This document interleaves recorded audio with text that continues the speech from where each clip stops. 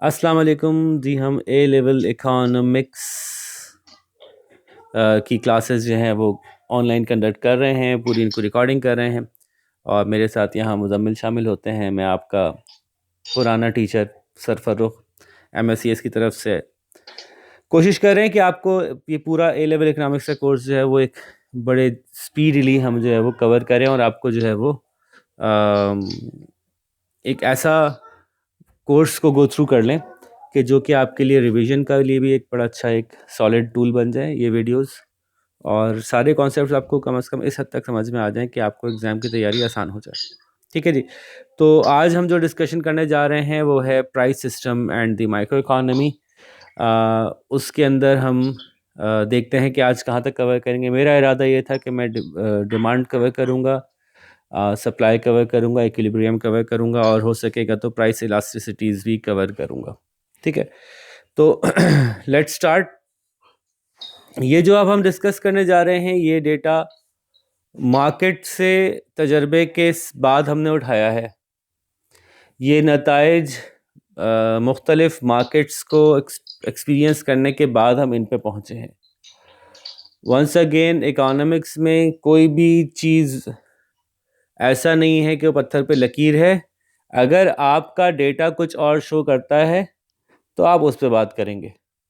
अभी हम जो बात कर रहे हैं वो बात कर रहे हैं जो हमारा डेटा शो करता है। बात समझ रहे? तो हम डेटा के शो करने की बुनियाद पे इसको फैक्ट मानते हैं। जिस दिन डेटा ने कुछ और शो करना शुरू कर दिया हम उसके बारे में बात करेंगे। ठीक है, तो एक बहुत इम्पॉर्टेंट फैक्टर मार्केट का जिसको कि हम आगे लेके चलना चाहते हैं, तो पहले तो हम उससे पहले बात कर लेना कि मार्केट होती क्या है। फिलहाल सिंपल टर्म्स हम देखें तो मार्केट एक ऐसी जगह है जब बायर्स और सेलर्स जो हैं वो इंटरेक्ट करते हैं। फिलहाल सबसे आसान बात ये रही, हम गवर्नमेंट को इन्वॉल्व नहीं कर रहे अभी। ठीक है, तो market is a place where buyers and sellers get together. तो जब बायर्स हैं और सेलर्स हैं तो फिर ऑटोमेटिकली दो फोर्सेस हो गई। जब दो फोर्सेस हो गई तो ऑटोमेटिकली हमारे पास दो कंपोनेंट हो गए जो हमें स्टडी करने। तो पहले हम बायर का सेंटीमेंट, बायर का कंपोनेंट, बायर की को स्टडी करते हैं। और जिन दो वेरिएबल्स को हम स्टडी करना चाहते हैं, जिन दो वेरिएबल्स को हम रिलेट करके देखना चाहते हैं, उन दो वेरिएबल्स का नाम है प्राइस एंड क्वांटिटी परचेज्ड। अच्छा, क्वांटिटी परचेज भी ना बोलें, बस प्राइस एंड क्वांटिटी बोलें। क्वांटिटी किस चीज़ की मैं अभी बताता हूँ थोड़ी देर में। हम देखना चाहते हैं कि प्राइस की वेरिएशन से the quantity that the consumer is demanding में क्या फ़र्क आता है। ठीक है, तो एक्चुअली इसको हम कहते हैं the demand of the consumer. Demand को अगर हम डिफाइन करें तो डिमांड क्या होती है? Is the quantity, demand is the quantity of a good और service that a consumer, a person is willing to buy। अच्छा, विलिंग के साथ हम बहुत दफ़ा एबल भी लगाते हैं, तो is willing and able to buy at given prices.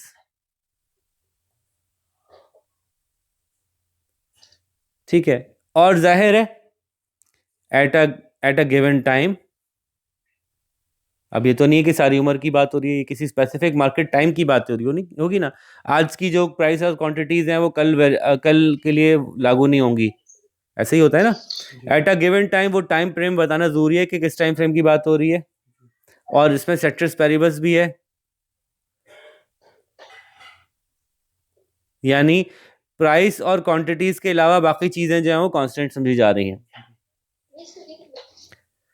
तो demand is a quantity of a good और service that a person is willing to buy at a given price या at different given prices. Demand is the quantity of, ये quantity रही demand की, ये रही price की। इसमें जो इंडिपेंडेंट वेरिएबल है वो क्या है? इसमें इंडिपेंडेंट वेरिएबल क्या है? अच्छा, इंडिपेंडेंट वेरिएबल क्या होता है? इंडिपेंडेंट वेरिएबल वो होता है जो पहले मूव करता है, उसकी बुनियाद पे हम दूसरे वेरिएबल को देखते हैं कि क्या फ़र्क पड़ा। अगर मैं ये देखना चाहता हूं कि बॉलिंग की स्पीड के फ़र्क की वजह से मेरा बैट्समैन के शॉट्स की क्वालिटी कैसी चेंज होती है, तो इंडिपेंडेंट वेरिएबल होगी बॉलिंग की स्पीड, और जो मैं ऑब्जर्व करूंगा या डिपेंडेंट वेरिएबल होगा वो शॉट्स की क्वालिटी होगी। तो इसमें जो इंडिपेंडेंट वेरिएबल है वो प्राइस है, और जो डिपेंडेंट वेरिएबल है वो क्वांटिटी है, कि प्राइस के चेंज होने से मैं देखना चाहता हूं कि मार्केट डिमांड में क्या फ़र्क पड़ता है किसी गिवन प्रोडक्ट की। तो पहली बात तो, demand is the quantity of a good और service that a consumer is willing to buy at a given price. अब मजे का सवाल मैं आपसे करता हूँ, चलें देखते हैं कि आपने चैप्टर को कितना पहले से प्री स्टडी किया। मेरा सवाल ये है कि मैं एक कंपनी में काम करता हूँ, डालडा बनस्पति XYZ कंपनी, कोई TCS टीवी मैन्युफैक्चरर्स, कोई भी कंपनी में काम करता हूँ। मैं जानना चाहता हूँ कि मेरे इस प्रोडक्ट की इस वक्त डिमांड क्या चल रही है।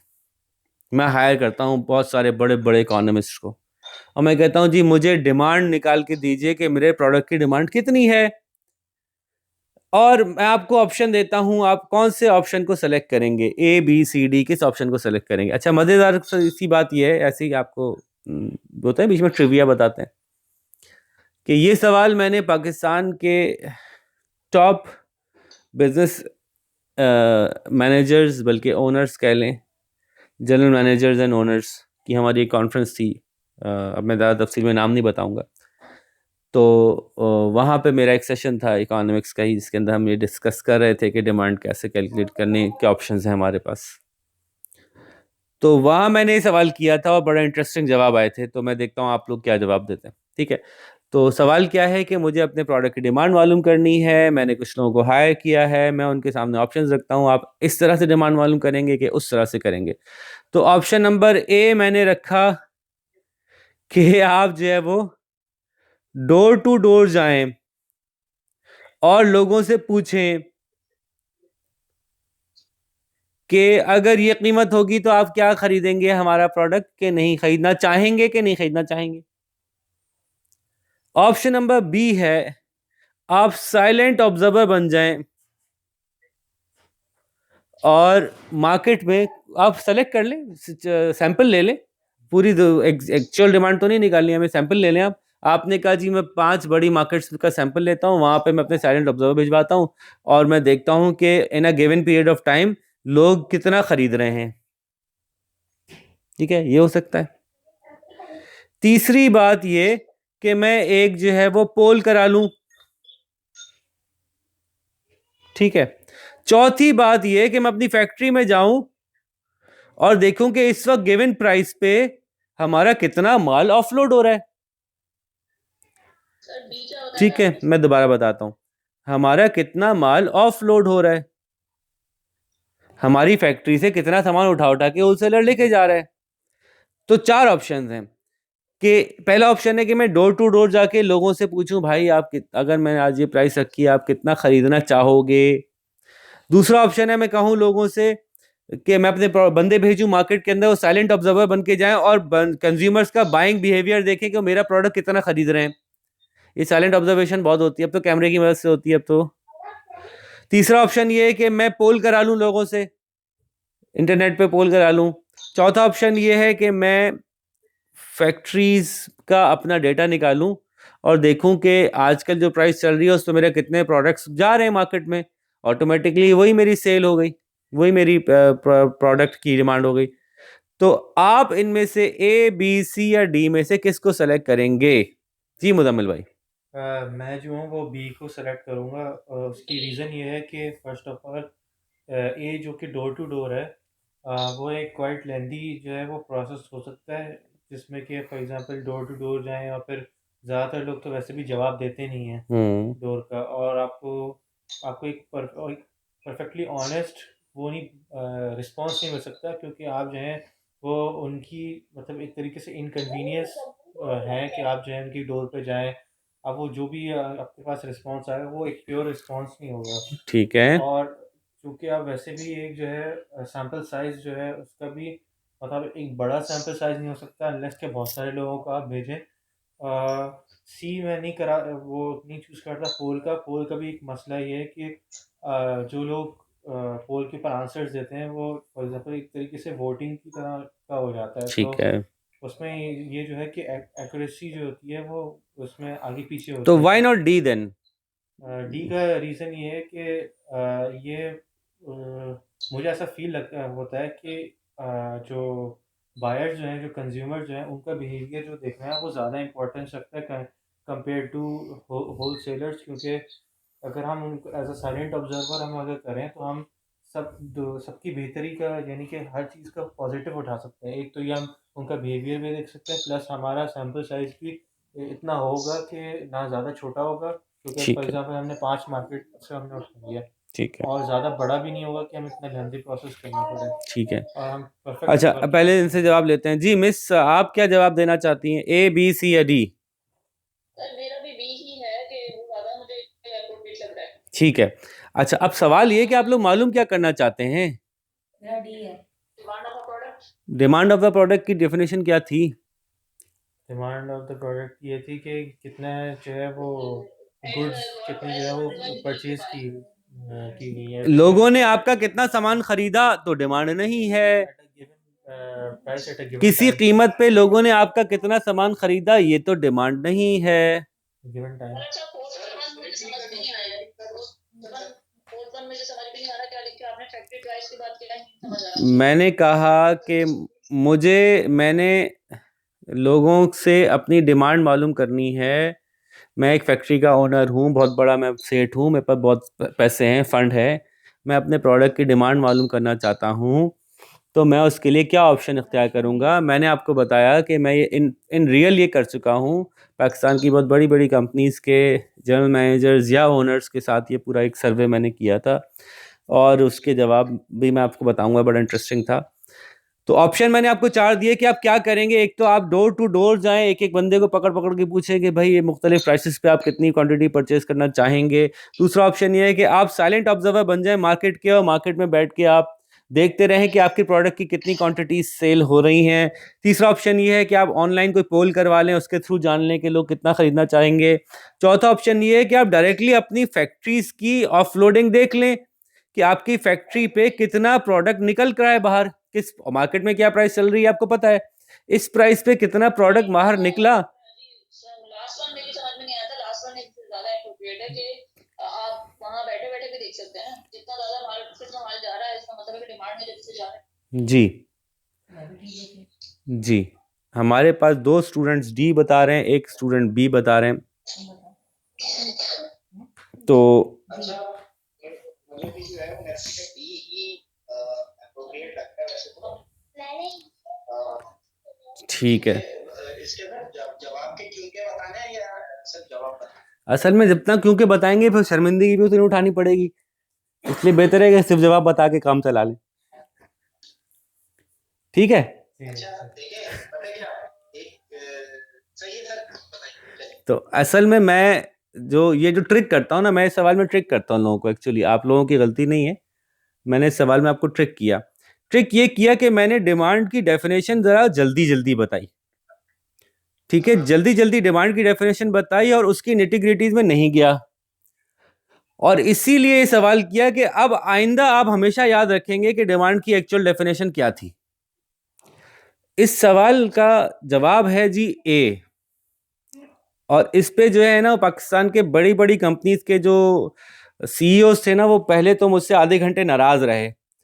उसके बाद मुझे उनको समझाना पड़ा कि जी आप लोगों का जो जवाब, सबने डी जवाब दिया या बी जवाब दिया, बी और डी जवाब था ज़्यादातर लोगों का। तो उसको फिर मुझे काफ़ी देर उनको समझाना पड़ा, उनको उनकी ईगो को पॉलिश करना पड़ा कि भाई ये एक्चुअली ये ए क्यों है। इसका जवाब है ए। ए क्यों है? Demand is the willingness and ability of a person to buy a product at a given price. यानी अब आपको पता चलेगा कि अगर 50 रुपए का आलू मैं बेचूंगा या 50 रुपए का मैं मैकडोनल्ड का बर्गर बेचूंगा, तो कितने लोग वो बर्गर लेना चाहेंगे। एक्चुअली में ले या ना ले, doesn't make a difference. Getting the point? कि असल में मेरे 20 बर्गर बिके या 5,000 बर्गर बिके। मुझे तो ये जानना है कि कितने लोग ऐसे हैं जो मेरा बर्गर लेना चाहेंगे और कितने लोग ऐसे हैं जो वो अफोर्ड भी कर सकते हैं।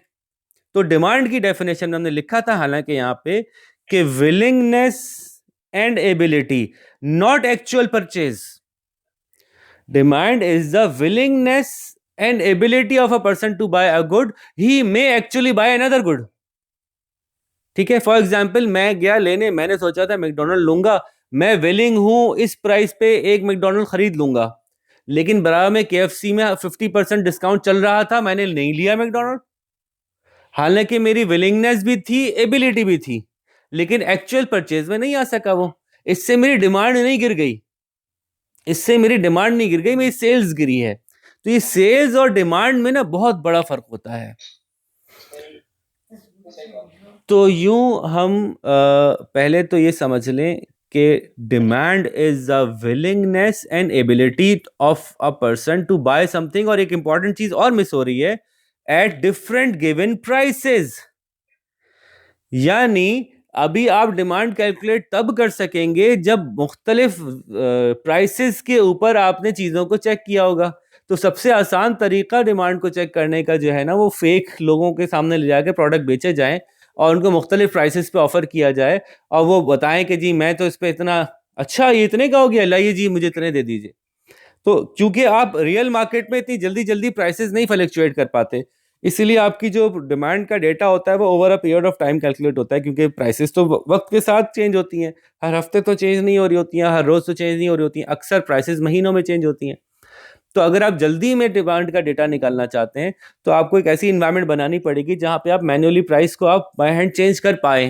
तो वो कोई ऐसा फेक सेटअप होगा जिसमें आप डोर टू डोर जा रहे हों, या लोगों को आपने किसी मार्केट में बुलाया अपने पास, और एक वो नहीं होता वो जो लोगों से आप शॉपिंग करवाते हैं, उनको पैसे देके, उस टाइप का कुछ इवेंट करवाया हो। तो यूं पहली बात तो ये हुई कि डिमांड क्या है ये समझ में आ गया आपको, कि लोग कितना खरीद सकते हैं, खरीदें या ना खरीदें, कितना खरीद सकते हैं। लोगों ने कहा कि फिर ये मालूम करने की जरूरत क्या है, जो वो खरीद ही नहीं रहे उससे हमें कंसर्न क्या है। तो भाई मसला ये है कि ये लोगों की विलिंगनेस थी आपका प्रोडक्ट खरीदने की, और इतना उन्होंने असल में खरीदा। अगर आपको ये पता होता ना कि लोग ये खरीद सकते थे और नहीं खरीदा, तो आपके लिए एक पूरा नया डोर खुलेगा और आप कहेंगे ओ हो, लोग तो मेरा प्रोडक्ट इतना खरीदने के लिए तैयार थे, मुझे तो पता ही नहीं था, क्योंकि फैक्ट्री से तो इतना निकल रहा है, ये बिक रहा है मेरा प्रोडक्ट, मुझे डिमांड कैलकुलेटेड ही नहीं थी, मुझे पता ही नहीं था कि एक्चुअली मेरा प्रोडक्ट तो इतना बिक सकता था। तो फिर मैं उन फैक्टर्स का रीजन तलाश करूंगा कि वो क्या वजूहात हैं जो बिक सकता था और नहीं बिका। ठीक है, तो हम जो है वो एक छोटे से चंक ऑफ पाई को बढ़ाने की कोशिश करते रहते हैं, जो एक्चुअली हमारी डिमांड का साइज होता है उसको हम सोच के, और उन फैक्टर्स को तो देख ही नहीं रहे होते जो हमारी डिमांड को एक्चुअली होते हुए भी एक्चुअलाइज नहीं होने दे रहे होते। तो वापस आते हैं जी, डिमांड की और प्राइस की जो over the period of time हमने देखा, हमने फैक्चुअली स्टडी किया, तो इनका रिलेशनशिप आमतौर पे नेगेटिव होता है। जब किसी दो वेरिएबल्स का रिलेशनशिप नेगेटिव होता है तो उनका कर्व जो है वो डाउनवर्ड स्लोपिंग होता है। ठीक है, सर आवाज कट रही है बहुत।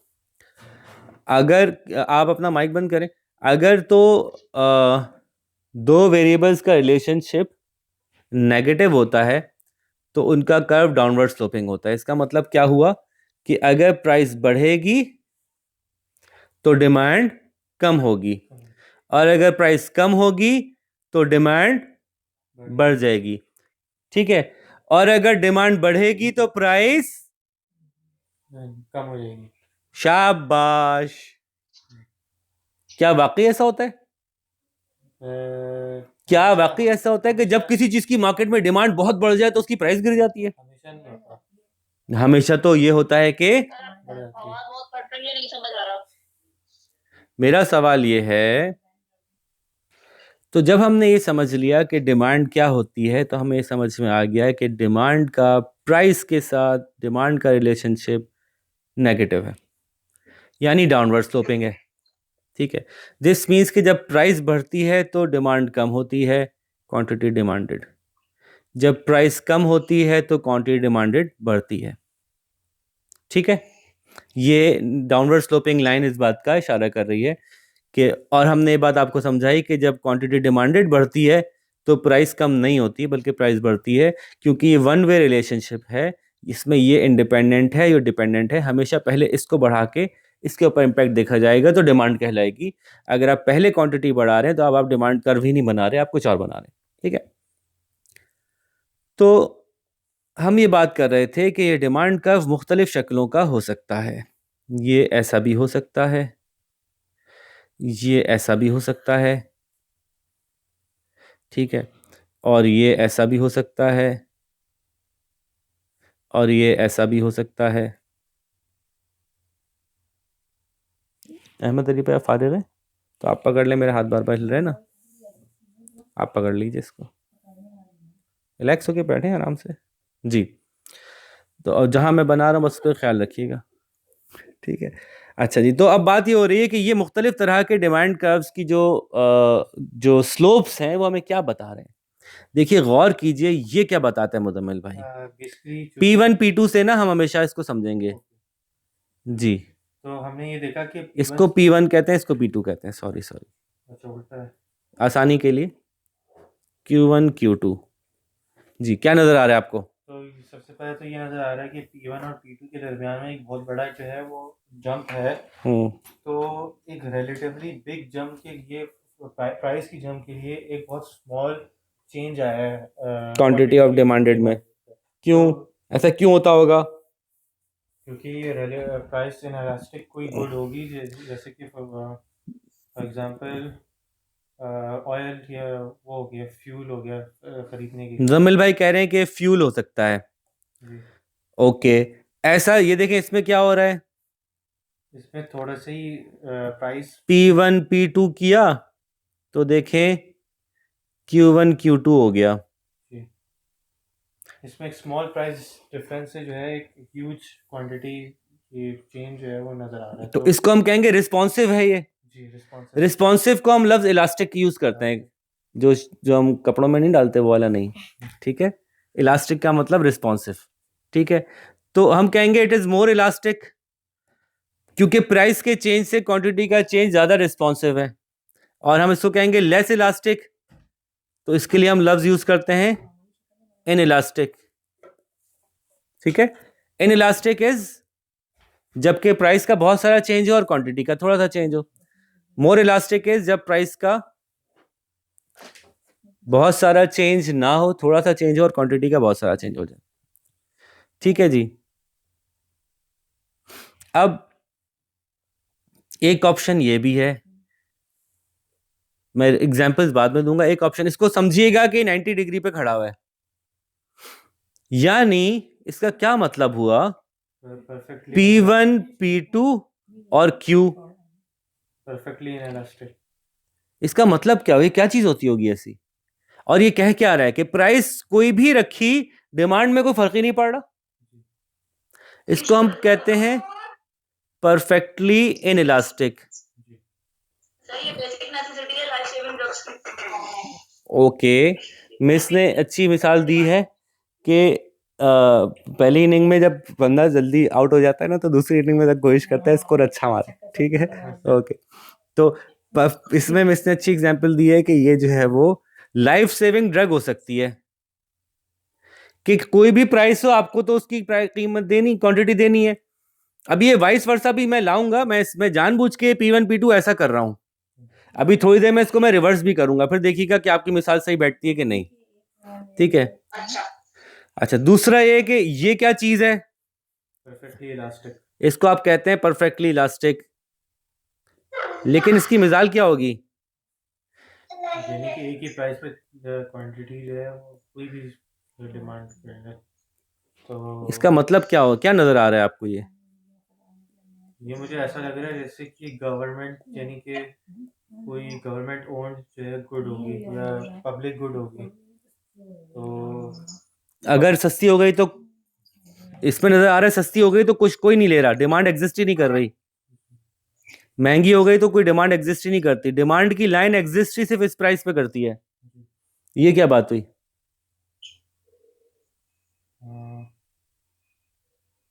नहीं, तो ये गवर्नमेंट का हो गया, क्योंकि अगर हमने इसमें ये किया है कि जो टाइम हम सेट कर रहे हैं कि गवर्नमेंट जो है तब बढ़ाए या तब नहीं बढ़ाए, हमें तो ये नहीं पता। वो एक फिक्स्ड प्राइस जो है, जैसे रोड को चार्ज करने के लिए वो एक फिक्स्ड जैसे ही टोल कम होगा लोग रोड पे जाना बंद कर देंगे, या जैसे ही टोल बढ़ेगा लोग रोड पे जाना बंद कर देंगे, अगर मिसाल टोल की रखें तो।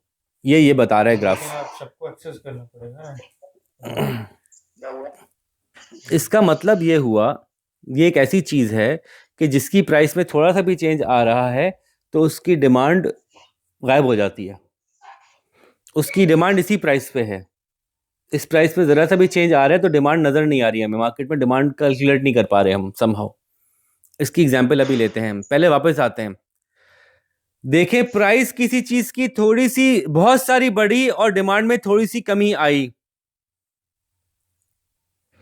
और उल्टा करें, आपने कहा ये फ्यूल हो सकती है कि अगर हमने बहुत सारी प्राइस बढ़ाई, डिमांड थोड़ी सी ही कम हुई क्योंकि लोग मजबूर थे लेने के लिए। अच्छा, इसका उल्टा करें, अगर प्राइस बहुत सारी कम करें तो क्या डिमांड थोड़ी सी बढ़ेगी फ्यूल की? नहीं। अगर ये पता चले कि कल से 200 रुपए सस्ता हो जाएगा पेट्रोल, तो पेट्रोल की डिमांड क्या थोड़ी सी बढ़ेगी या ज्यादा बढ़ेगी? ज़्यादा बढ़ेगी। तो ये वाइस वर्सा क्यों नहीं चेंज हो रहा?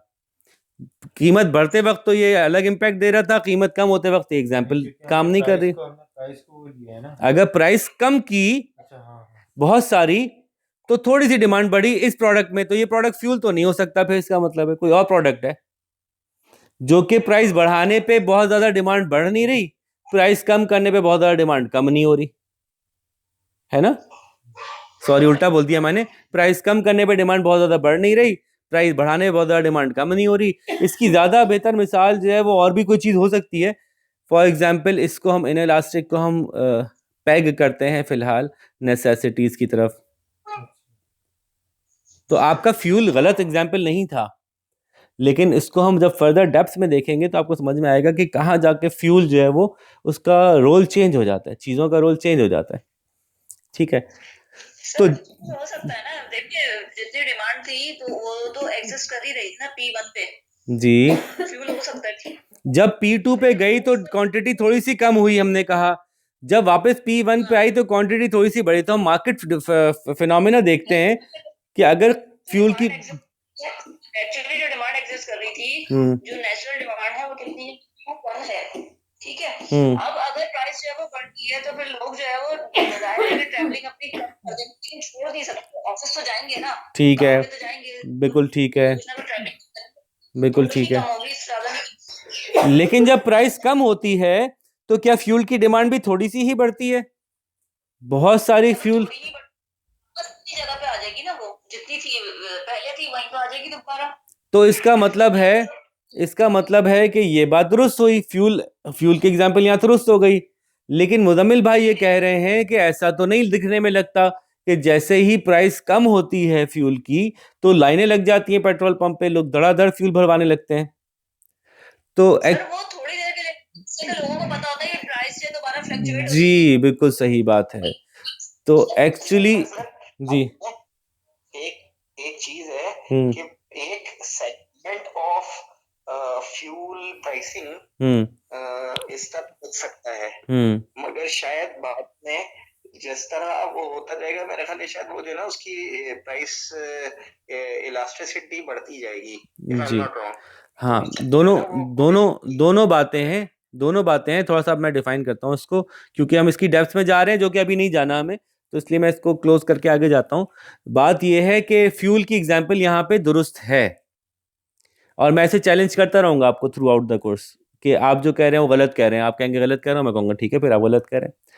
अच्छा, फ्यूल की एग्जाम्पल यहाँ दुरुस्त इसलिए है कि पहली बात ये दुरुस्त है कि एक इम्पैक्ट होता है प्राइस गिरते ही, वेरी शॉर्ट रन का, सेम डे का इम्पैक्ट होता है।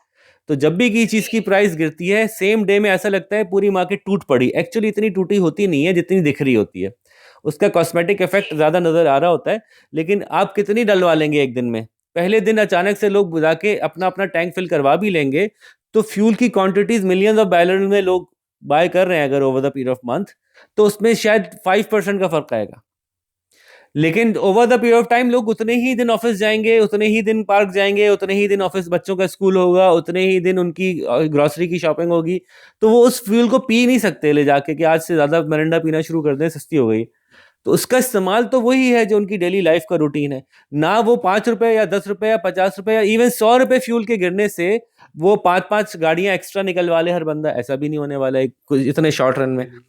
तो एक्चुअली वाकई होता यही है कि क्वांटिटी बढ़ती भी कम ही है।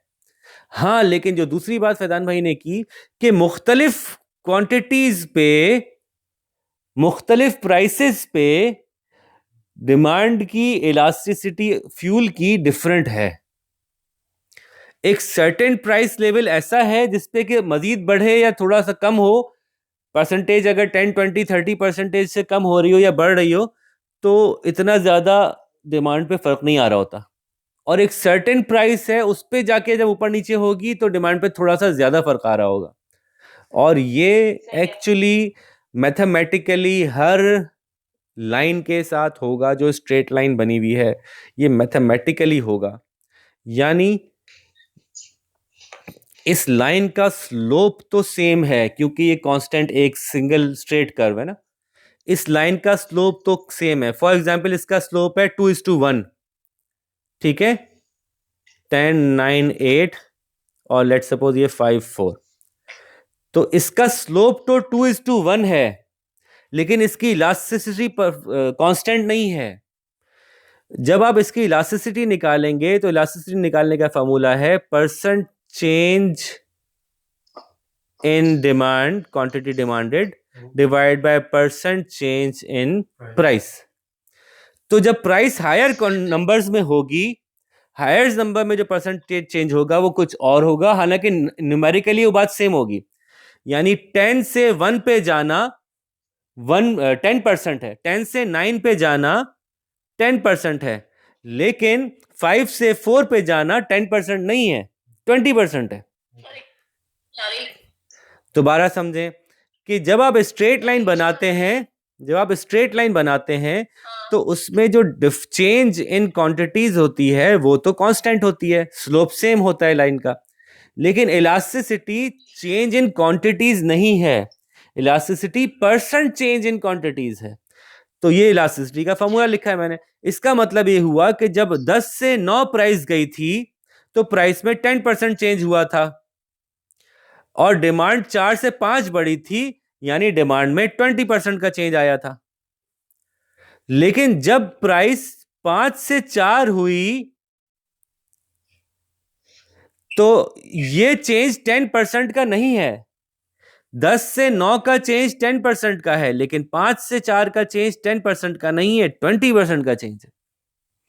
बज़ाहिर क्वांटिटी सेम अमाउंट में चेंज हो रही हैं, लेकिन इन टर्म्स ऑफ परसेंट ये सेम नहीं है। और इसी तरह से ये जो चेंज आया यहाँ पे 9 से 10 या 8 से 10, ये 20% का चेंज नहीं है, ये 10% का चेंज है। तो मैं समझा रहा था at higher quantities percentage automatically tend to be different, at lower quantities percentage of the same unit increase या सेम यूनिट डिक्रीज हो रहा है, लेकिन शुरू में उसको परसेंटेज अलग होगी और आखिर में परसेंटेज अलग हुई। बिल्कुल, फिर इसको आसानी से मैं समझा दूं दोबारा कि अगर किसी के 10 से 9 हुए तो 10% डिक्रीज आया, लेकिन किसी के 5 से 4 हो गए तो 20% डिक्रीज आया। तो इसका मतलब यह हुआ कि शुरू में इलास्टिसिटी अलग होती है, percentage change in price come reflect होता है, परसेंटेज चेंज इन डिमांड ज्यादा नजर आता है। तो at higher prices there is always higher elasticity. अच्छा, फॉर एग्जांपल इस कर्व की इलास्टिसिटी कम है, इस कर्व की ज्यादा है, तो हम रेस्पेक्टिव बात कर रहे हैं। इस कर्व की रिस्पेक्ट से भी इस एरिया में निस्बतन ज्यादा इलास्टिसिटी है, इस एरिया में निस्बतन कम इलास्टिसिटी है। ये कर्व ओवरऑल ज्यादा इलास्टिक है, लेकिन इसमें भी इस एरिया में ज्यादा इलास्टिसिटी है, इस एरिया में कम इलास्टिसिटी है। तो ये एक टेक्निकल बात थी जो मैं अभी नहीं कवर करना चाह रहा था, लेकिन चूंकि हमारे पास कुछ प्रोज भी बैठे हैं माशाल्लाह क्लास अटेंड करने के लिए, तो उसको मैंने जो है वो टच अप ऑन कर लिया। उम्मीद है मुजम्मिल भाई आपको बात समझ में आ रही है, कोई मुश्किल तो नहीं लग रही? ठीक है, तो हम आगे चलते हैं। हमने कहा मुख्तलिफ प्राइस इलास्टिसिटीज़ होती हैं, इन इलास्टिक होता है, मिसाल फ्यूल की हो गई, इलास्टिक होता है। इलास्टिक आम तौर पे जब इलास्टिसिटी की तरफ जब ज़्यादा जाता है ना, तो ये वो प्रोडक्ट्स होते हैं जिनके ऑल्टरनेटिव ज़्यादा होते हैं। ठीक है, ऑल्टरनेटिव्स को डिमांड की शक्ल में हम कहते हैं सब्स्टिट्यूट्स। ठीक है, जिनके सब्स्टिट्यूट्स ज़्यादा होते हैं। जितने सब्स्टिट्यूट्स बढ़ाते चले जाएंगे ये लाइन सीधी होती चली जाएगी। सब्स्टिट्यूट्स जिस चीज़ के ज़्यादा होते हैं ऑटोमेटिकली वो चीज़ नेसेसिटी नहीं रहती। ठीक है ना, जिस चीज़ के सब्स्टिट्यूट ज़्यादा होंगे वो चीज़ नेसेसिटी नहीं रहेगी, वो इन इटसेल्फ वो प्रोडक्ट नेसेसिटी नहीं रहेगी। वो जॉनरा तो नेसेसिटी हो सकता है, लेकिन अगर इतने सारे सब्स्टिट्यूट हैं तो वो specific product of that firm वो नेसेसिटी नहीं रहेगा। ठीक है, तो जब ये मैंने आपसे कहा कि ये परफेक्टली इनइलास्टिक कब होगा, जैसे उन्होंने कहा लाइफ सेविंग ड्रग हो गई, प्राइस कुछ भी हो उतनी लेनी है, 4 आने की भी हो जाएगी तो स्टॉक करके नहीं रख लूंगा, मुझे करना क्या है लाइफ सेविंग ड्रग का, मरते वक्त यूज करनी है, और 50,000 की हो जाएगी तब भी उतनी ही लेनी है, ये लाइफ सेविंग ड्रग है, जितनी जरूरत है उतनी ही लेनी है। जब आप ये देखते हैं कि एक ऐसा डिमांड का कर्व बन रहा है जो कि ऐसा है जिस मीन्स के इसी प्राइस पे चीजें बिक रही हैं, तो इसको आपको ऊपर से नीचे देखना पड़ता है। वो ऐसे कि ये एक ऐसा डिमांड का कर्व था कि जब ज्यादा प्राइस थी तो कोई लेने के लिए तैयार नहीं था, इसलिए कि इसके इतने ऑल्टरनेटिव्स अवेलेबल थे, इतने सब्स्टिट्यूट्स अवेलेबल थे कि लोगों ने कहा कौन लेगा भाई बिला वजह है। सारे लाइन से सारे फ्रेंच फ्राइज वाले खड़े हुए हैं, सब 50 रुपए का डब्बा दे रहे हैं, मैं 51 का दूंगा, कोई नहीं लेगा। अब भाई बराबर वाला 50 का दे रहा है, 51 का क्यों लूं? ठीक है, अगर मेरे पास परफेक्ट सब्स्टिट्यूट, जितने सब्स्टिट्यूट्स परफेक्ट होते चले जाएंगे उतना ही ज्यादा मेरी ये लाइन स्ट्रेट होती चली जाएगी, इलास्टिक होती चली जाएगी। तो पहली बात ये कि इससे जरा सी भी ज्यादा प्राइस होगी डिमांड एग्जिस्ट ही नहीं करेगी, क्योंकि लोगों के पास ऑल्टरनेटिव्स बहुत हैं। आपका सवाल ये होगा कि डिमांड जरा सी भी, प्राइस जरा सी भी नीचे होगी तो डिमांड क्यों एग्जिस्ट नहीं कर रही? इसलिए कि उस प्राइस पे ऑलरेडी सारी क्वांटिटी सोल्ड हो चुकी है। वो आपकी जो क्वांटिटी थी वो उस प्राइस पे सारी निकल गई थी। लोगों को यहां पे नंबर एक परफेक्ट सब्स्टिट्यूट तो अवेलेबल था ही। दूसरी बात एक और इंपॉर्टेंट जो पिछली क्लास से हम कैरी फॉरवर्ड करेंगे कि यहां पे लोगों को परफेक्ट इंफॉर्मेशन भी है, यानी लोगों को पता है कि इस वक्त ये अपनी बेस्ट प्राइस से बिक रहा है, इससे नीचे आ ही नहीं सकता। इस वक्त पूरी मार्केट की सारी प्राइसेस हमने देख ली, ये इस वक्त अपनी बेस्ट प्राइस से बिक रहा है, तो लोग ऑटोमेटिकली सारी क्वांटिटीज इसी प्राइस पे खरीदने के लिए तैयार हो जाएंगे। जी पूछे। मेरा ये सवाल था, अगर लोगों को परफेक्ट इंफॉर्मेशन पता है तो इसका मतलब ये नहीं है कि, मतलब ये भी हो सकता है कि इससे नीचे इसलिए भी नहीं जा सकती क्योंकि उनको ये लगता होगा कि यही जो है वो इसकी प्राइस हो सकती है, अगर उससे कम हो तो ज़रूर जो है उसमें क्वालिटी में डिफेक्ट आ सकता है। अच्छा, चूंकि हम सेट्रस पेरिबस ये ले रहे हैं तो सेट्रस पेरिबस में क्वालिटी में हम चेंज नहीं कर सकते, क्वालिटी तो वही रही। लेकिन मैं समझा रहा था कि परफेक्ट इंफॉर्मेशन इस दुनिया में होती ही नहीं है, इसलिए ये कर्व नहीं बनेगा। ये परफेक्ट सब्स्टिट्यूट्स की सिचुएशन जब भी जनरेट होगी फिर भी परफेक्ट इंफॉर्मेशन तो नहीं होगी, कुछ ना कुछ करके लोगों के ध्यान में कुछ ना कुछ तो बात रहेगी ऐसी कि पता नहीं ये सही है कि नहीं है, पता नहीं क्या है। तो ये सिचुएशन नहीं आती, ये परफेक्ट सिस्टम की सिचुएशन हमारे यहाँ नॉर्मली नहीं आ सकती, नहीं आती नॉर्मल सिचुएशन। शायद कुछ एक्सट्रीम एग्जांपल्स मौजूद हो, लेकिन वो फिर एक्सट्रीम एग्जांपल्स में कहीं हमें ढूंढना पड़ेगा, वो भी certain level of certain type of society, उस सोसाइटी के सर्टेन सिचुएशंस, बहुत ज़्यादा चीज़ें आपको उसमें स्पेसिफाई करके फिर वो कोई सिचुएशन बनाएंगे आप। नॉर्मली ऐसा मुश्किल है, लेकिन बहरहाल वजह मैंने बताई कि जितने सब्स्टिट्यूट्स अवेलेबल करते चले जाओ उतने ही डिमांड का इलास्टिक होता चला जाता है, यानी ज़रा से प्राइस चेंज को वो रिस्पॉन्स करता है, नहीं चाहिए भाई, नहीं लेना, ज़रा सा प्राइस चेंज होता है। और जितनी इन्फॉर्मेशन परफेक्ट करते चले जाओ लोगों का प्राइस चेंज पे रिस्पॉन्स बहुत क्विक हो जाता है। ज़रा सा प्राइस चेंज होता है वो कहते हैं नहीं भाई नहीं, ये नहीं चाहिए, ऑल्टरनेट अवेलेबल है। एक और बड़ा ऑप्शन, अच्छा ऑप्शन है ऑनलाइन मार्केट। ऑनलाइन मार्केट में सब एक ही चीज़ बेच रहे होते हैं। ठीक है, ये वाला पेन बिक रहा है, कोई ये पेन बिल्कुल एक ही ब्रांड है, एक ही कंपनी का है, सब एक ही कंपनी का पेन बेच रहे हैं। होता है ना, चाइना से मंगाया होता है, सबने अलग अलग डब्बों में पैक करके बेच रहे होते हैं, चीज़ एक ही होती है अंदर से। तो सबको पता है कि ये एक ही चीज़ बिक रही है, तो कोई 1 रुपया ज़्यादा भी बेचता है तो लोग नहीं लेते। तो ऑलरेडी वो अपनी मिनिमम प्राइस पे आया हुआ होता है, उससे नीचे की प्राइस पॉसिबल नहीं होती उसके लिए, सेलर के लिए बेचना। तो वो बेयर मिनिमम प्रॉफिट मार्जिन में बेच रहा होता है, तो इसलिए लोग उस जैसी वो वाली प्राइस देखते हैं खटाखट खरीद लेते हैं, अपनी एक्चुअल प्राइस पे आ गया ये। ठीक है जी, तो ये हमने पढ़ी प्राइस इलास्टिसिटी ऑफ डिमांड। जल्दी से अब हम अपना नेक्स्ट पॉइंट उठाते हैं। आई डोंट नो कि आज हम कितना कवर कर पाएंगे, थोड़ी सी डिस्कशन ज़्यादा डेप्थ में चली गई। डिमांड के कर्व पे मुख्तलिफ वजूहात की बिना पे जब प्राइस बढ़ती है तो डिमांड अपनी एक जगह से दूसरी जगह जाती है। प्राइस बढ़ेगी, P1 से P2 जाएगी तो Q1 से Q2 होगी। इस चेंज को हम कहते हैं मूवमेंट अलोंग द कर्व। ये मैंने कल भी बताई थी, movement along the curve. Please मेरी राइटिंग को थोड़ा सा एक्सक्यूज कीजिएगा, उनके टैबलेट पे लिख रहा हूँ तो ठीक है। लेकिन बाज़ औक़ात बाज़ सिनेरियोज ऐसे होते हैं कि सेट्रस पेरिबस होल्ड नहीं करता। जब सेट्रस पेरिबस होल्ड नहीं करता तो उस सूरत में पूरा कर्व चेंज हो जाता है। ये बात हमने कल प्रोडक्शन पॉसिबिलिटी फ्रंटियर में भी देखी थी। तो बिल्कुल एग्जैक्टली वही बात यहाँ पे भी एग्जिस्ट करती है कि कभी कभी ऐसा होता है कि ये डिमांड चल रही थी, अचानक से डिमांड ये मूव कर गई। ये पैरेलल शिफ्ट किया है मैंने, इसका स्लोप चेंज नहीं कीजिएगा। अगर सिर्फ किसी एक फैक्टर से का चेंज आया है तो पैरेलल मूव करेगी, ये स्लोप चेंज नहीं होगा। ठीक है, अभी भी थोड़ी आड़ी टेढ़ी हुई है, वो कोई बात नहीं, माफ़ कीजिएगा इसको। तो ये D1 है, ये D2 हो गया। सेम प्राइस पे अब पहले से ज़्यादा क्वांटिटी परचेज की जा सकती है, सेम प्राइस पे। ऐसा कब हो सकता होगा? सेट्रस पेरिबस के अलावा क्या चेंज हुआ होगा अब के अब ये इम्पैक्ट आ गया होगा? जरा उसकी लिस्ट बनाते हैं जी, क्या क्या चेंज हो सकता है? सेम प्राइस पे अगर क्या बोला आपने? नहीं, मैं कह रहा था कि वो सेट्रस पेरिबस जो है वो पूछ रही थी मैडम, तो मैं बता रहा था कि ऑल फैक्टर्स रोल, हाँ, other than the two discussed variable बाकी सब कांस्टेंट थे, अब नहीं है। तो अब अगर नहीं है तो क्या क्या चेंज हो जाएगा जिसकी वजह से डिमांड बढ़ेगी? जी मुदम्मिल भाई क्या कह रहे थे? तो अगर फॉर एग्जांपल अगर एक ही प्राइस पर डिमांड अगर बढ़ गई, क्यों बड़ी होगी? तो उसकी नेसेसिटी जो है वो एक हो सकता है कि उसकी नेसेसिटी जो है वो बढ़ गई हो, यानी कि उसके अंदर जो है वो सब्स्टिट्यूट्स जो है वो कम हो गया। और ऑप्शन देखें, ठीक है, वो बहुत आगे जाके लिखना चाहिए, हमें बहुत नीचे आना चाहिए उसको। अभी उससे पहले बहुत सारे बड़े करीब की चीज़ें हैं। आप पहले आप जो है वो एक पिज़्ज़ा खाते थे, अब 2 पिज़्ज़ा खाने लगे हैं।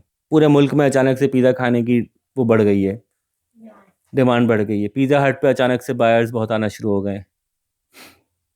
इन्फ्लुएंस सबसे ज़्यादा इम्पैक्ट जो आ रहा होता है डिमांड के ऊपर, चूँकि कंज्यूमर डिमांड है, सबसे ज़्यादा इन्फ्लुएंस जो आता है वो आता है इनकम का। इनकम अगर इनकम में चेंज आता है तो डिमांड पे मेजर शिफ्ट्स आते हैं, अनलेस के डिमांड की इलास्टिसिटी कुछ ज़्यादा मसले वाली हो। यानी जब बहुत लो इलास्टिसिटी होगी डिमांड की तो फिर इनकम के फ़र्क से शायद कम चेंज आए, लेकिन हम वो भी बाद में बात करते हैं। फिलहाल अभी तो सिर्फ शिफ्ट की बात हो रही है। तो शिफ्ट जो है वो क्रिएट करने की, ये शिफ्ट कहलाता है। ये shift in demand curve create करने की जो वजह है वो सिस्टम के अंदर एग्जिस्ट नहीं करती। ठीक है, सिस्टम के बाहर से आते हैं धक्के, ये धक्के जो लगते हैं। तो ये इनकम की वजह से डिमांड शिफ्ट हो जाती है। बढ़ेगी तो आगे जाएगी, कम होगी तो पीछे आएगी। तो ये पॉजिटिव रिलेशनशिप है। इनकम बढ़ेगी तो क्वांटिटी डिमांडेड बढ़ेगी, ये पॉजिटिव रिलेशनशिप है। इनकम कम होगी तो क्वांटिटी डिमांडेड कम हो जाएगी। ओके, आगे चलें। और कोई वजह? 3 तो बताएं कोई कम से कम। उस चीज की जो है वो डिमांड बढ़ गई है, प्राइस चाहे कुछ भी हो, पहले उतनी जरूरत नहीं पड़ती थी लेकिन अब जरूरत ज्यादा पड़ रही है। ज़रूरत ज़्यादा पड़ रही है, इसकी क्या वजह हो सकती है? किसी पर्टिकुलर प्रोडक्ट में यूज होना शुरू हो गया। जैसे यीस्ट जो है वो पहले जो है वो उतना ज्यादा नहीं होता था यूज, अब जो है वो जैसे ही पिज्जा का दौरा हुआ तो जो है वो यीस्ट की जो डिमांड है वो अचानक से बढ़ गई। ठीक है, डिस्कवर्ड डिमांड हो गई, डिस्कवर्ड यूज हो गया,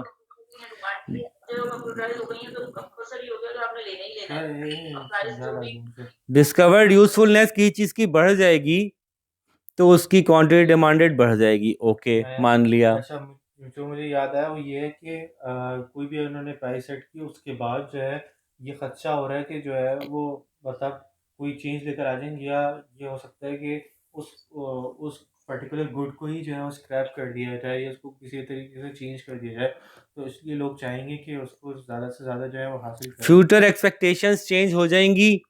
अगर उस प्रोडक्ट के बारे में फेवरेबल बढ़ेंगी तो डिमांड बढ़ जाएगी। अब फेवरेबल हर तरह की हो सकती है। फेवरेबल मैं इसको भी कह सकता हूँ कि जी आपको लगे कि जी आइंदा आने वाले दिनों में ये डिसकंटिन्यू हो जाएगा प्रोडक्ट, आप ले लेके रख लेंगे। आपको प्रिंगल्स बहुत पसंद है, आपको लग रहा है कि बंद होने वाला है, आप ले लेके रख लेंगे, डिमांड शिफ्ट, उसी प्राइस पे आप ज़्यादा लेने के लिए तैयार हो जाएंगे। तो हालांकि बात ये नेगेटिव हुई, लेकिन मैंने फिर पहले भी कहता रहा हूँ कि इकोनॉमिस्ट सेंटिमेंटल नहीं होते, इमोशनल नहीं होते। उनके लिए फेवरेबल वो होता है जो किसी चीज़ की क्वांटिटी बढ़ाए, चाहे वो कत्ल से बढ़े या मोहब्बत से बढ़े। ठीक है, तो ये फेवरेबल होगी। अच्छा, और कोई वजह डिमांड बढ़ने की?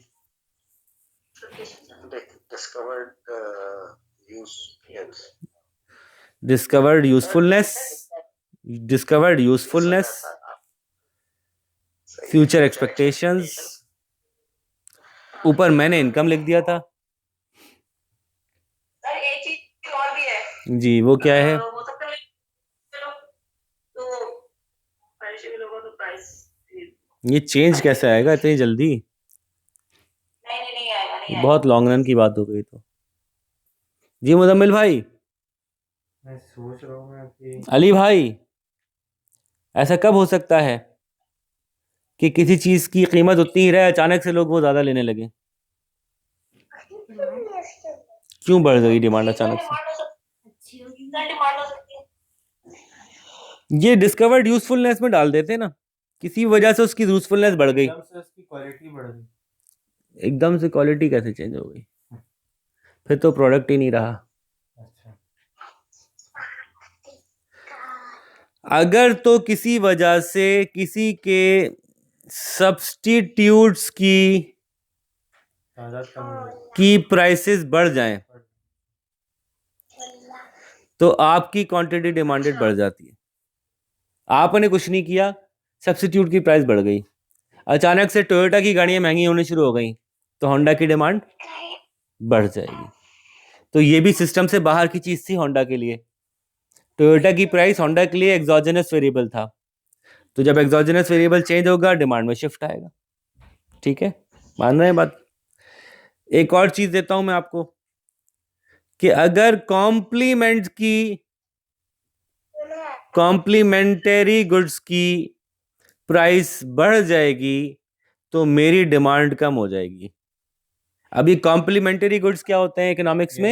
यानी कि वो गुड्स और उसके साथ जो यूज होने वाले होते हैं, जिसका इस्तेमाल साथ लाजमी हो, अमूमन जिसको लोग आमतौर पे मार्केट में साथ यूज करते हो। कॉम्प्लीमेंटरी होने के मुख्तलिफ डिग्रीज होते हैं। बाज डिग्री ऑफ कॉम्प्लीमेंट्स जो होते हैं वो ज्यादा होते हैं कि उसके बगैर गुजारा ही नहीं है, बाज इतने ज्यादा नहीं होते। जैसे पिज्जा और कोक किसी दर्जे में एक दूसरे के साथ कॉम्प्लीमेंटरी है, लेकिन परफेक्ट कॉम्प्लीमेंट्स नहीं है कि एक दूसरे के बगैर गुजारा ही नहीं है। यानी पिज्जा और उसके सॉसेस। हाँ, ये हो सकता है कि पिज्जा और चीज का बहुत ज्यादा रिलेशनशिप क्लोज हो जाएगा। खैर, तो बताने का मकसद ये था कि जो चीज साथ में इस्तेमाल लाजमी होगी, जैसे फ्यूल की प्राइस बहुत बढ़ेगी तो कार की डिमांड कम हो जाएगी, पेट्रोल कार की डिमांड कम हो जाएगी। अगर आप ये कहें कि सीमेंट की प्राइस बहुत बढ़ जाएगी तो सरिये की डिमांड भी कम हो जाएगी, क्योंकि जब सीमेंट को लोग कम खरीदेंगे तो सरिया क्यों खरीदेंगे फिर, है ना? तो ये एग्जांपल दी थी होती है जी, कार कॉम्प्लीमेंट्री गुड्स। क्या कहा आपने, दोबारा बोलिएगा? सर चाय दूध। जी, चाय और दूध हो सकता है। तो बहुत सारे गुड्स हैं कॉम्प्लीमेंटरी। तो ये तमाम वो फैक्टर्स हैं, और इनके अलावा भी हो सकता है कुछ मजीद फैक्टर्स हम डिस्कवर कर लें। फिलहाल कॉन्सेप्ट समझाना जरूरी था, जिसकी वजह से डिमांड में प्लस या माइनस दोनों तरफ का शिफ्ट आ जाता है। इनकम कम हो जाए तो डिमांड नेगेटिवली शिफ्ट होती है, टूवर्ड्स लेफ्ट कहते हैं हम इसको। ठीक है, डाउनवर्ड्स और अपवर्ड इसलिए नहीं कह सकते कि डाउनवर्ड और अपवर्ड तो मूवमेंट थी, तो हम इसको टूवर्ड्स लेफ्ट और टूवर्ड राइट करते हैं शिफ्ट को एक्सप्रेस। ठीक है, तो इनकम बढ़ेगी डिमांड कम होगी, इनकम कम होगी डिमांड इनकम बढ़ेगी डिमांड बढ़ेगी, इनकम कम होगी डिमांड कम होगी। सब्स्टिट्यूट्स की प्राइस बढ़ेगी, डिमांड बढ़ेगी, सब्स्टिट्यूट्स की प्राइस कम होगी, डिमांड कम हो जाएगी। कॉम्प्लीमेंट्स की प्राइस बढ़ेगी, डिमांड कम हो जाएगी, कॉम्प्लीमेंट्स की प्राइस कम होगी, डिमांड बढ़ जाएगी। सिमिलरली फैक्टर्स, फ्यूचर एक्सपेक्टेशंस बढ़ जाएंगी, डिमांड बढ़ जाएगी, डिस्कवर्ड यूजफुलनेस बढ़ जाएगी, डिमांड बढ़ जाएगी, शिफ्ट होगा। ठीक है जी। तो एक और चीज़ है जी, हम कहते हैं फैशन और ट्रेंड। जी, फैशन और ट्रेंड। फैशन और ट्रेंड जो है वो अगर आ जाएगा तो, वैसे मैं इसको डिस्कवर्ड यूजफुलनेस के करीब ही समझता हूँ बहरहाल, लेकिन बुक में लिखा हुआ है इसलिए मैंने यहाँ लिख दिया। ठीक है जी, अब आप जल्दी से दूसरी बात कर लें। हमारी क्लास का टाइम कितना हो गया है जी? हमारी क्लास अभी 50 मिनट की हो गई है, टाइम कम है, तो हम जल्दी से दूसरे इफेक्ट पे आते हैं, फिर हम इलास्टिसिटीज़ को दोबारा कवर करेंगे इंशाल्लाह अगली क्लास में। डिमांड की तरह एक और चीज़ मार्केट में एग्जिस्ट करती है, चूंकि मार्केट सिस्टम हम पढ़ रहे हैं, तो एक और चीज़ मार्केट में एग्जिस्ट करती है, उसको हम कहते हैं सप्लाई। सप्लाई भी प्राइस के साथ क्वांटिटी को कंपेयर किया जाता है, और सप्लाई को डिफाइन हम बिल्कुल डिमांड की तरह करते हैं, बिल्कुल डिमांड की तरह सप्लाई को डिफाइन करते हैं, that quantity of a good और service that a producer is willing and able to produce, willing and able to produce, है ना, at a given price या at given prices, at different prices over a period of time,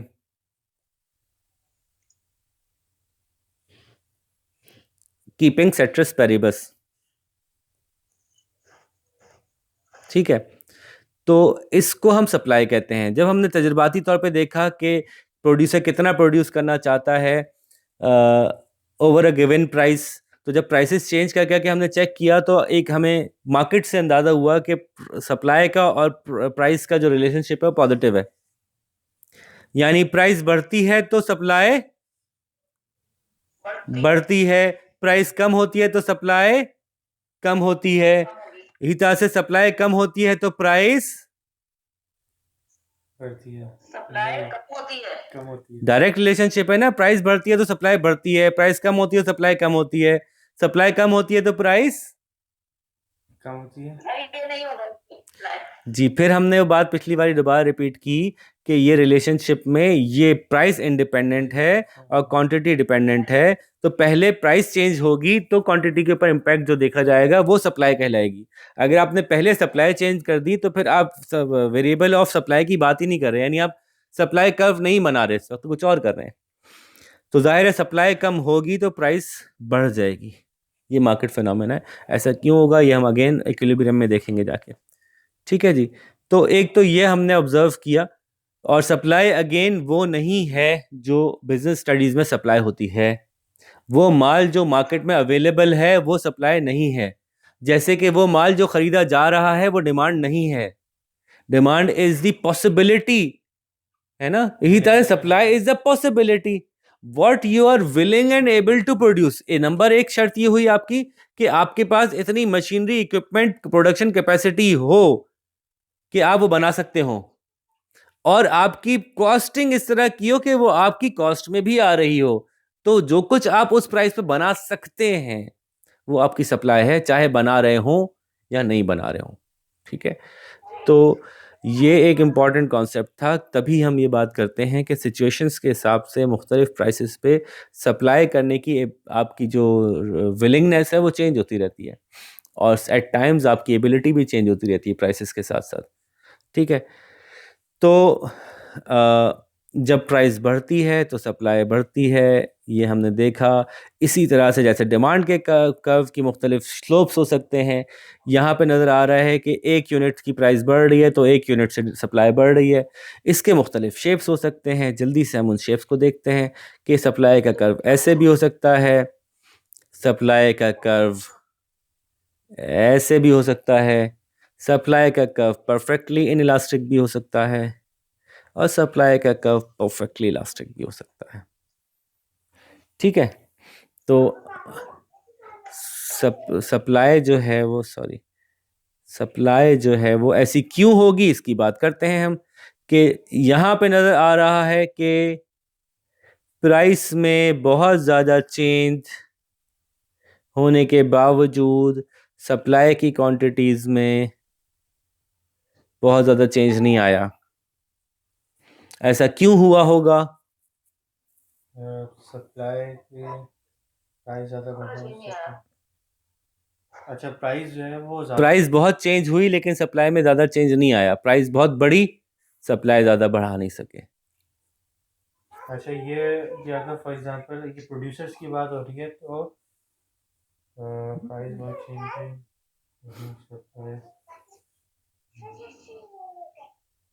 हाँ भाई, है कोई कि price अच्छी खासी बढ़ गई, सप्लाई नहीं बढ़ रही? सर हाँ, ये ऐसा प्रोडक्ट है जो कि लग्जरी होगा। क्यों, ऐसा क्यों है? रॉ मटेरियल रॉ मटेरियल्स जो कि इस प्रोडक्ट को मैं गलत ट्रैक पे जा रहा हूँ, सॉरी। चले मैं मिसाल देता हूँ आपको इसकी। इसकी एक मिसाल है एग्रीकल्चरल प्रोडक्ट्स। आपने मार्केट में प्राइस क्रश कर दी, गन्ना तो उतना ही उगना है जितना उगना है। अब तो लगा लिया गन्ना, वो तो उतना ही उगेगा। आपने मार्केट में प्राइस बहुत चढ़ा दी, अब नया गन्ना नहीं उग सकता, सीजन था उसका लगाने का, वो निकल गया। तो जब आपकी, अब इसमें जो फैक्टर जो इसको देखना है वो ये है कि मार्केट में एंट्री और एग्जिट अगर आसान होगी, जितनी आसान बनाते जाएं सप्लाई उतनी इलास्टिक हो जाएगी, रिस्पॉन्सिव हो जाएगी। ये याद रखें, ये एक प्रोड्यूसर की बात नहीं हो रही, ये ओवर द पीरियड ऑफ या ओवर द कलेक्टिव मार्केट की बात हो रही है कि जैसे ही किसी मार्केट के अंदर एंट्री और एग्जिट आसान होगी, प्राइस बहुत बढ़ेगी, फटाफट लोग सप्लाई बढ़ाएंगे क्योंकि इसमें एंट्रेंट्स बढ़ते चले जाएंगे। वो आप इधर से सप्लाई उठा लें, उधर सप्लाई उठा लें, आपको पता है कि मेरे पास 5 और बंदे हैं, मैं उनको भी ऑर्डर दे दूंगा, वो भी मेरा माल पूरा कर देंगे। लेकिन जहां किसी मार्केट, किसी प्रोडक्ट, कोई प्रोडक्ट ऐसी जगह बनता होगा जिस जगह पे उस प्रोडक्ट को बनाने के लिए एंट्री बहुत मुश्किल होगी और एग्जिट भी बहुत मुश्किल होगी, ऐसी सूरत में आसान नहीं होगा प्राइस के चेंज की वजह से क्वांटिटीज का चेंज होना। तो मैंने मिसाल दी एग्रीकल्चर की कि एक दफा गन्ना लग गया तो अभी फौरन दोबारा नहीं लगाया जा सकता, चाहे प्राइस बढ़ भी जाए। और एक दफा गन्ना लग गया तो अब उसको तल्फ नहीं करेंगे चाहे प्राइस कम भी हो जाए। तो ये एक ऐसी मार्केट थी जहां एंट्री भी मुश्किल है और एग्जिट भी मुश्किल है इसमें से। तो जितनी एंट्री और एग्जिट मुश्किल होती चली जाएगी उतना ही प्राइस इन इलास्टिक हो जाएगी सप्लाई। मेरा एक और वो एग्जाम्पल थी, वो ये थी कि फॉर एग्जांपल प्रोड्यूसर की तरफ से अगर कोई पुरानी ऐसी गुड हो जो कि जिसको कि वो स्क्रैप करना चाह रहा हो लेकिन फिर भी उसमें हो या प्रोड्यूसर के माइंड में हो, तो अब वो उनको तो ये तो पता होगा कि मतलब चाहे कितनी भी प्राइस वो ज़्यादा सेट करे वो करें, लेकिन एक ना एक दिन जो है उनको हटाना ही होगा। तो फिर जो सप्लाई होगी वो फिर इतनी ज़्यादा हाँ, इसका मतलब अभी ये हम उस फैक्टर पर जाएंगे जो इलास्टिसिटी को अफेक्ट करते हैं कि ऑब्सोलीट प्रोडक्ट की बात कर रहे हैं। अभी एक हमारे पास एग्जांपल, सही एग्जांपल दिया आपने कि अगर कोई चीज़ ऑब्सोलीट हो चुकी है तो वो भी एक्चुअली अब ना उसमें नए एंट्रेंट्स आएंगे, और जिसके पास पड़ी हुई है उसके पास पड़ी हुई है, वो वहां से हटा नहीं सकता, अब उसको निकालनी है। तो जिसको आप कहते हैं फोर्थ जनरेशन के आपके पास प्रोसेसर पड़े हुए हैं इंटेल के पास, अभी 7th जनरेशन चल रही है। तो अब 4th जनरेशन के प्रोसेसर वो नए भी नहीं आ सकते और जो पुराने हैं वो बेच रहे हैं, जितने का भी ले ले भाई कोई। तो प्राइस के डिफरेंस से क्वांटिटीज पे ज़्यादा चेंज नहीं होता। ऑब्सोलीट प्रोडक्ट्स में भी ऐसा होता है। सही, अच्छी मिसाल है। ठीक है जी। तो जितना मार्केट में एंट्री और उसमें से एग्जिट आसान होगा उतना ही प्राइस की इलास्टिसिटी बढ़ जाएगी, जितना ही प्राइस इलास्टिसिटी ऑफ सप्लाई बढ़ जाएगी। जितना एंट्री और एग्जिट मुश्किल होगा उतनी। ठीक है, अब इस केस में देख लें कि यहाँ पे कोई भी प्राइस ऑफर कर दी मैंने, बंदा कह रहा है भाई मैं इतना ही बेचूंगा। ठीक है, तो ये एक ऐसी मार्केट है जिससे बंदा निकल ही नहीं सकता, ना नया काम शुरू कर सकता, इतना ही बिकेगा भाई, ये इतना ही बिकेगा। फॉर एग्जाम्पल इसकी बड़ी अच्छी मिसाल है, अभी बड़ी अच्छी मिसाल दी थी ये मुझे, न्यूज़ में देख रहा था कि एक साहब जो है वो स्टील मिल से सरिया चोरी करते हैं। ठीक है, अभी आए थे रिपोर्ट में, वो उनका इंटरव्यू आ रहा था। स्टील मिल से सरिया चोरी करते हैं वो।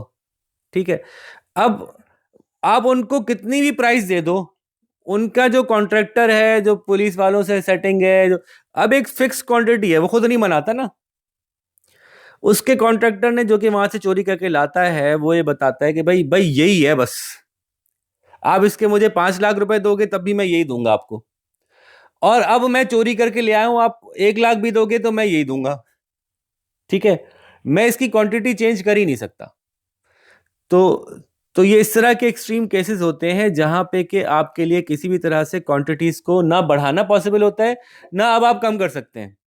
आप कहते हैं भाई यही है बस, अब ये है, ये जितने में बिकेगी बिक जाएगी। अच्छा, ऐसा नहीं है कि कोई भी अपनी मर्जी से आपसे जीरो में खरीद ले, क्योंकि एक्चुअली वो बिकेगी कितने में ये तो डिसाइड करेगी कि उसकी डिमांड कितनी है।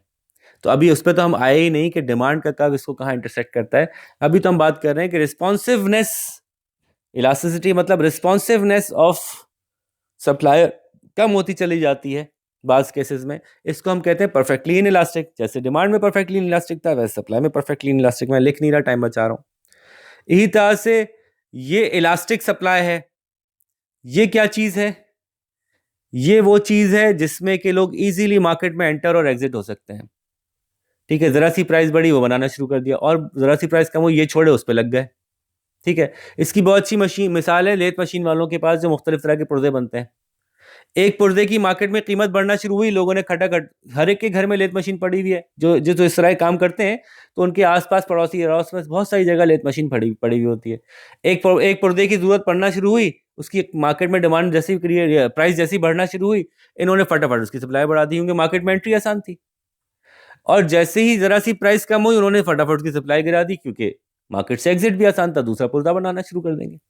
ठीक है, तो आमतौर पे जितनी ज़्यादा डिवीजन ऑफ लेबर हो, या जितना ज़्यादा आपके पास फ्लेक्सिबल प्रोडक्शन के तरीके हों, जितना आपके पास टेक्नोलॉजिकली आप इस लेवल पे जा चुके हों कि आप फ्लेक्सिबली चीज़ों को एडजस्ट कर सकते हो, जितना ज़्यादा आपका प्रोडक्ट बड़ा ही ख़ास किस्म का, ख़ास सर्कमस्टांसेस में बनने वाला, ख़ास किस्म के रॉ मटेरियल से बनने वाला ना हो, जेनरिक टाइप का प्रोडक्ट हो, उतना ही आसान होता है आपको प्राइस को रिस्पॉन्ड करना। ठीक है, जितना जेनरिक होता चला जाएगा, जितना इजी सोर्सिंग होगी, जितनी सप्लाई ऑफ रॉ मटेरियल आसान होगी, तो ये इसकी इलास्टिसिटी बढ़ जाएगी। प्रोड्यूसर के लिए आसान होगा प्राइस को रिस्पॉन्ड करना। ठीक है, और ये परफेक्ट इलास्टिक सप्लाई, अगेन जैसे परफेक्ट इलास्टिक डिमांड नहीं होती, वैसे परफेक्ट इलास्टिक सप्लाई की हम मिसाल देते हैं कि ये एक ऐसी सप्लाई है जो सिर्फ इसी प्राइस पे एग्जिस्ट करती है। इस प्राइस से ऊपर नहीं बेच सकते, इस प्राइस से नीचे नहीं एग्जिस्ट कर सकती। तो ये भी एक्सट्रीम केसेस हो सकते हैं, एक्सट्रीम सिचुएशंस हो सकती हैं, जिसके अंदर आपको हर क्वांटिटी इसी प्राइस पे निकालनी है, चाहे कितनी भी क्वांटिटी आप निकाल दें। और इसमें आमतौर पे आप government barriers, some time government की एक ख़ास किस्म की एक सिचुएशन एक होती है लोगों के साथ, जो उनकी डील होती है बाज़ फॉरेन फर्म्स के साथ होती है कि जी बस ये प्राइस फिक्स हो गई, अब इस प्राइस पे ही आपको खेलना है, चाहे क्वांटिटी कोई भी आप किसी भी क्वांटिटी को रिस्पॉन्ड कर रहे हो, आप प्राइस नहीं चेंज कर सकते। ठीक है, तो नॉर्मली जो है वो ये इस तरह के सिनेरियो में हम इसको देख रहे होते हैं। और भी एग्जांपल्स हैं, चूंकि अभी हम इलास्टिसिटीज को आगे भी डिस्कस करना है अभी हमने, तो इसलिए मैं फिर वहां पे जी जी बिल्कुल। लास्ट आपने परफेक्टली इलास्टिक की बात की है ना, कि जो सप्लाई कर रहे हैं जी, ये उस वक्त एक्ट करेगा कि जब गवर्नमेंट जो है वो इंटरवेंशन कर दे सके जी सप्लाई अभी आपने सेम रखनी है और प्राइस भी नहीं चेंज कर सकते। अच्छा, सप्लाई अगर चेंज ही नहीं कर सकते, क्वांटिटी सप्लाई चेंज नहीं कर सकते, फिर तो लाइन ही नहीं बनेगी, फिर तो डॉट बनेगा। ठीक है ना, प्राइस इलास्टिसिटी ऑफ सप्लाई जो है वो परफेक्ट तब होगी, लाइन तब बनेगी जब आप मुख्तलिफ क्वांटिटीज प्रोड्यूस कर सकते हैं, प्राइस नहीं चेंज कर सकते। तो मैंने यही मिसाल दी अभी कि आपकी गवर्नमेंट की तरफ से अगर फिक्स हो जाएगी प्राइस, तो प्राइस वही रहेगी, सप्लाई ही चेंज कर सकते हैं, बताओ ऊपर नीचे। ठीक है जी, ठीक है।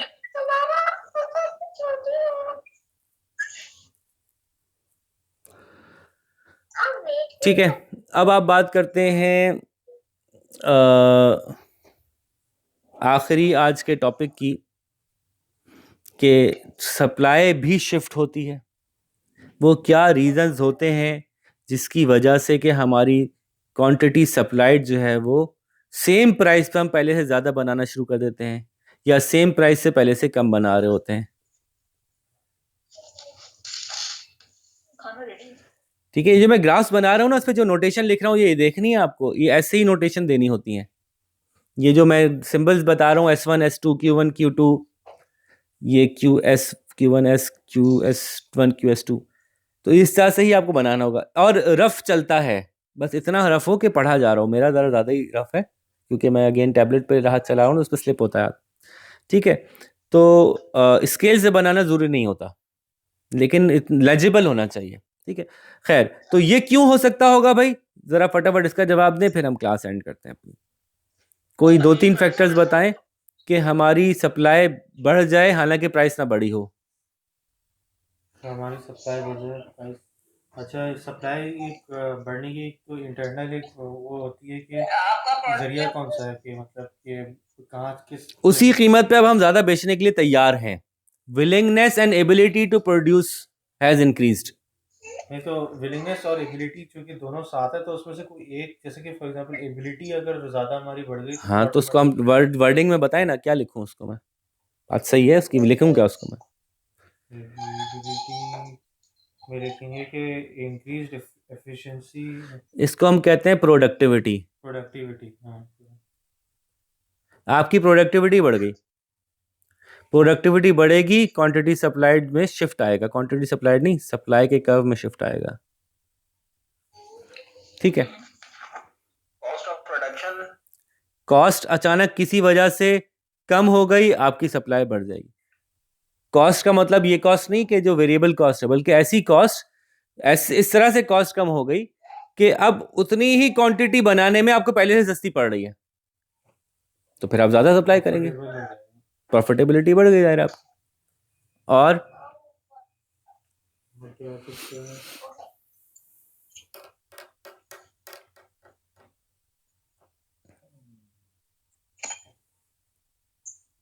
बताएं बताएं।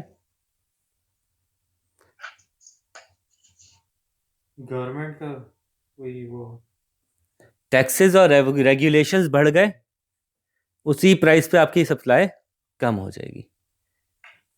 सब्सिडीज बढ़ गई, हाँ सब्सिडीज में बोलने आया था, आपकी सप्लाई बढ़ जाएगी। सब्सिडीज वो होती है जो गवर्नमेंट पे करती है। जी, गवर्नमेंट पे करती है। टैक्सेस बढ़ा के वहाँ पे कम करा ना, टैक्सेस कम होगा तो भी सप्लाई बढ़ जाएगी। जी जी, मैंने कहा ना, टैक्सेस बढ़ेंगे तो सप्लाई कम हो जाएगी, तो वाइस वर्सा है, टैक्सेस कम होंगे तो सप्लाई बढ़ जाएगी। तो ये इनवर्स रिलेशनशिप हमने डिफाइन कर दिया यहाँ पे। ये सप्लाई, सब्सिडी सप्लाई के साथ डायरेक्ट रिलेशनशिप में है। और कोई चीज रहती है? लास्ट क्या है sir? Productivity, cost, taxes and subsidies. मेरे हिसाब से तो अभी बाकी चीजें, मेरी मालूमात के मुताबिक कुछ चीजें बाकी हैं। आप लोग अपनी मालूमात चेक करें, क्या क्या लगता है आपको? मुजम्मिल भाई, कुछ रहता है आपके हिसाब से?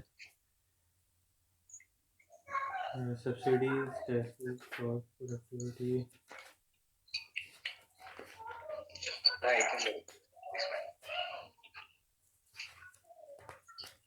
वो गुड्स जिनका सेम प्राइस में है, जैसे फॉर एग्जांपल कुछ गुड्स हो चुके वो वैसे ही जो है एक ही प्राइस हो, लेकिन उस चीज़ को निकालना चाह रहा, तो फॉर एग्जाम्पल देना। नहीं उसके नाम क्या था वो जो, तो क्या कहते हैं, जैसे ऑब्सोल्यूट हो गई, लेकिन वो एक वो वाली गुड्स होती है ना जिनकी क्वालिटी वो होती है इंफीरियर गुड्स। अभी इन्फीरियर गुड्स पे तो खैर हम नहीं आए।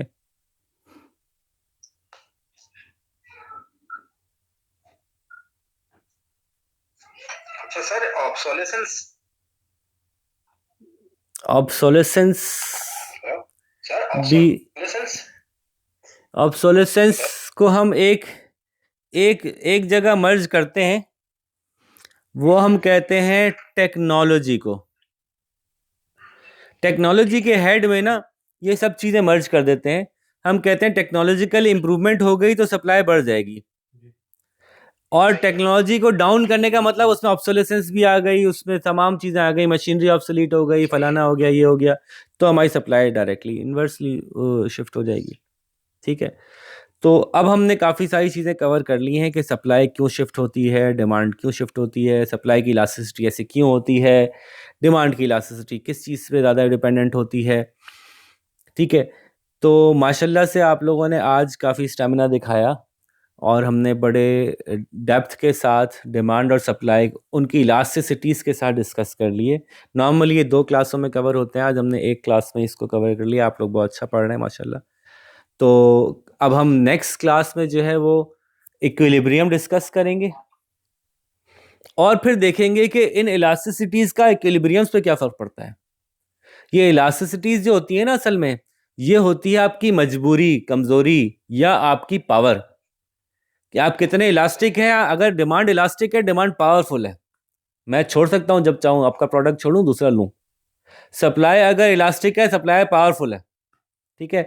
तो ये इलास्टिसिटीज जो है ना, वो इक्विलिब्रियम के वक्त पार्ट प्ले करती हैं अपना, कि जो ज़्यादा इलास्टिक होता है वो ज़्यादा बेनिफिट उठाता है चीज़ों का, ठीक है। तो इसको हम इंशाल्लाह कल की क्लास में ये पूरा यूनिट हम डिस्कस करेंगे, जिसमें हम डिमांड और सप्लाई को आपस में इंटरेक्ट करा के देखेंगे। इंटरेस्टिंग इस टॉपिक की पूरा एक समझ लें कि नतीजा जो निकलेगा वो यहाँ निकलेगा कि डिमांड और सप्लाई को हम इंटरेक्ट कराएंगे और देखेंगे कि कब डिमांड के चेंज होने से सप्लाई पे एक इम्पैक्ट आता है, कब सप्लाई के चेंज होने से डिमांड पे इम्पैक्ट आता है। अगर डिमांड सीधी होगी तो सप्लाई के चेंज होने से क्या फ़र्क पड़ेगा, अगर सप्लाई सीधी होगी तो डिमांड के चेंज होने से क्या फ़र्क पड़ेगा। तो ये सारी चीज़ें हम इंशाल्लाह कल की क्लास में ज़रा तफसील से डिस्कस करेंगे और केसेस हम इसमें लेके आएंगे बहुत सारे। तो ठीक है, होपफुली यहाँ तक आपको बात समझ में आ गई होगी। पहले जो हमारी रिकॉर्डिंग हो रही है उसको हम अल्लाह हाफ़िज़ कहते हैं। अपना आप लोग बहुत सारा ख्याल रखिएगा। इतनी देर तक हमको बर्दाश्त करने के लिए बहुत बहुत शुक्रिया। इंशाल्लाह अगली क्लास में आपसे मुलाकात करते हैं। अल्लाह हाफ़िज़।